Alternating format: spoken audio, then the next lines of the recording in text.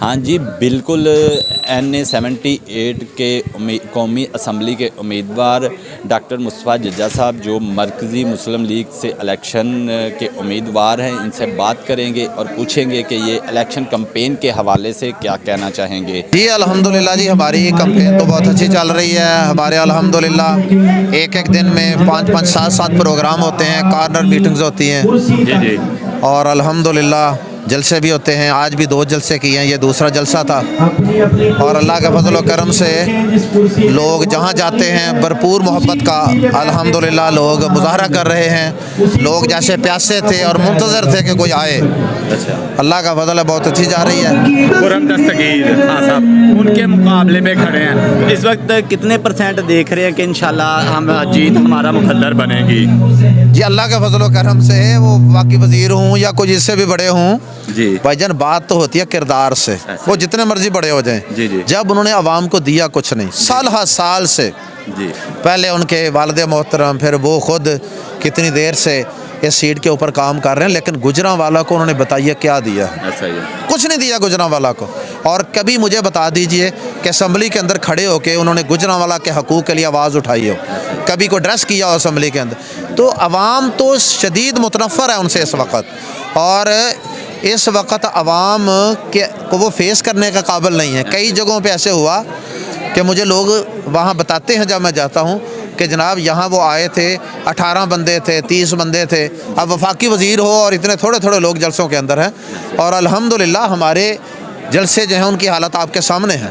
دیکھیں جی 60 لاکھ کی آبادی ہے اور اس میں 5-6 لاکھ تو بچے ہیں نا، 5-6 لاکھ بچوں کے لیے سر کوئی ہاسپٹل نہیں۔ بچے کو کہاں لے کے جائیں جی؟ لاہور چلڈرن ہاسپٹل میں لے جائیں۔ یہ سراسر زیادتی ہے، سراسر ظلم ہے، اور اس کا سب کا جرم اور قصور وہ ان سیاستدانوں کا بنتا ہے جو سالہ سال سے کم از کم یہ ان کے پاس کہنے کے لیے کوئی جواز نہیں ہے کہ جناب ہمیں موقع نہیں ملا۔ موقع ان کو بہت زیادہ ملا، لیکن یہ شاید گجرانوالہ کے لوگوں کے ساتھ سنسیئر نہیں ہے۔ دیکھیں اتنا بڑا ظلم ہے کہ کم از کم ٹراما سینٹر ہی آپ شفٹ نہ کریں، کہ جو ایمرجنسی ہے، جس کا نام ہی ایمرجنسی ہے۔ اب ایمرجنسی کے لیے اگر اتنے کلومیٹر دور جانا ہے، وہ کیسا ٹراما سینٹر ہے؟ تو یہ صریحاً ظلم اور زیادتی ہے۔ انہیں چاہیے تھا کہ یہ پارٹس کے اندر ہاسپٹل کی رینوویشن کا کام کرتے، کچھ بلاک جو ہیں ان کو ایک دفعہ کر لیتے، پھر سٹیپ بائی سٹیپ کر لیتے، سارا ہاسپٹل شفٹ کر دیا۔ آزمائے ہوئے لوگوں کو بار بار آزمائے نہ، بار بار نہ آزمائیں۔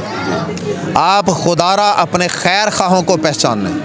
یہ پاکستان مرکزی مسلم لیگ والے یہ کرسی کے نشان سے یہ جو الیکشن میں حصہ لے رہے ہیں، اس جماعت کی خدمت کی ایک لمبی تاریخ ہے، دنیا مانتی ہے۔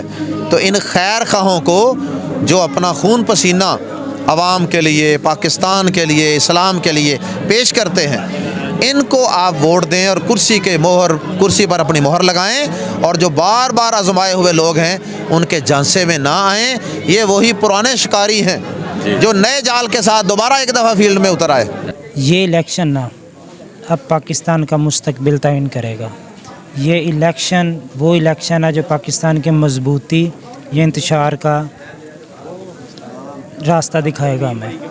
اگر اس الیکشن میں عوام جاگ گئی، شعور آ گیا، تو انشاءاللہ پاکستان کی بلندی اور اسلام کی سربلندی کو یہاں پہ کوئی روک نہیں سکتا۔ اگر پھر ہم نے وہی لوٹ کسوٹ کی سیاست اور اسی طرح کے پرانے عہدیداران کو، پرانے کینڈیڈیٹس کو آزمایا، دوسری پارٹیوں کو آزمایا، مجھے نہیں لگتا کہ پاکستان کا مستقبل محفوظ ہوگا۔ مرکزی مسلم لیگ کو سپورٹ کر رہا ہوں۔ اس میں میرا بھائی جو ہے وہ الیکشن پہ کھڑا ہوا ہے PP 63 سے، تو ہم اس کے لیے جو ہے نا کوشش کر رہے ہیں، ان کے لیے جان بھی آتا ہے۔ تو انسان کا پتہ چلتا ہے اپنی شخصیات سے، جب وہ خاموش رہتا ہے نا اس کو پتہ نہیں چلتا، جب اس کا منہ کھلتا ہے نا تو پتہ چل جاتا ہے کہ دکان کولے کی ہے کہ سونے کی ہے۔ ٹھیک ہے، اس لیے میں یہ کہنا چاہتا ہوں کہ جتنے بھی آپ کے سامنے سیاستدان وغیرہ ان کی شخصیت کو دیکھ کے پاکستان مرکزی مسلم لیگ اس کو سپورٹ کریں۔ دوسروں کو تو آپ نے کئی بار آزما لیا ہے، تو جو نہیں ہے قیادت اس کو آپ جو ہے نا سپورٹ کریں۔ شناور علی کے ساتھ زوار علی رضا جعفری، BBR نیوز، گجرانوالہ۔